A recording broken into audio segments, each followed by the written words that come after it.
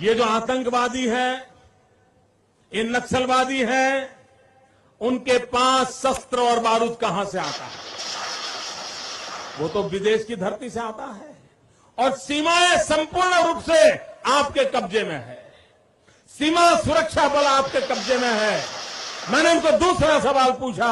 हमने कहा आतंकवादियों के पास धन आता है, हवाले से आता है, पूरा मनी ट्रांजैक्शन का कारोबार भारत सरकार के कब्जे में है, आरबीआई के अंडर में है, बैंकों के माध्यम से होता है। क्या आप प्रधानमंत्री, आप इतनी निगरानी नहीं रख सकते कि ये जो धन विदेश से आकर के आतंकवादियों के पास जाता है आपके हाथ में है, आप उसको क्यों नहीं रोकते हैं? मैंने तीसरा सवाल उनको पूछा कि विदेशों से घुसपैठ ही आते हैं, घुसपैठ ही आतंकवादियों के रूप में आते हैं, आतंकवादी घटनाएं करते हैं, भाग जाते हैं। प्रधानमंत्री जी, आप मुझे बताइए, सीमाएं आपके हाथ में है, कोस्टल सिक्योरिटी आपके हाथ में है, बीएसएफ सेना सब आपके हाथ में है, नेवी आपके हाथ में है, ये विदेश से घुसपैठ के कैसे घुस जाते हैं? मैंने चौथा सवाल पूछा, सारा कम्युनिकेशन भारत सरकार के अंडर में है। कोई भी अगर टेलीफोन पे बात करता है, ईमेल भेजता है, कोई भी कम्युनिकेशन करता है, भारत सरकार उसको इंटरप्ट कर सकती है।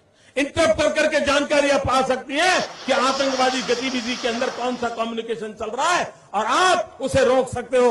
मैं पूछना चाहता हूं प्रधानमंत्री जी को, इस विषय में आपने क्या किया है? मैंने पांचवा सवाल उनको पूछा कि आप विदेशों में जो आतंकवादी भाग चुके हैं, जो लोग विदेश में बैठ करके हिंदुस्तान में आतंकवाद की घटनाएं कर रहे हैं, उनको प्रत्यारोपण के द्वारा हिंदुस्तान लाने का हमें अधिकार होता है।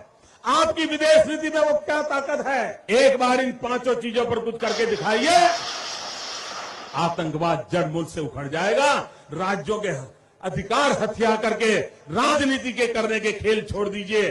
भाइयों बहनों, दिल्ली की सल्तनत के पास मेरे इन सवालों के जवाब नहीं है। दिल्ली की सरकार में वो सीना नहीं है, 46 इंच का सीना लगता है दोस्तों, तब जाकर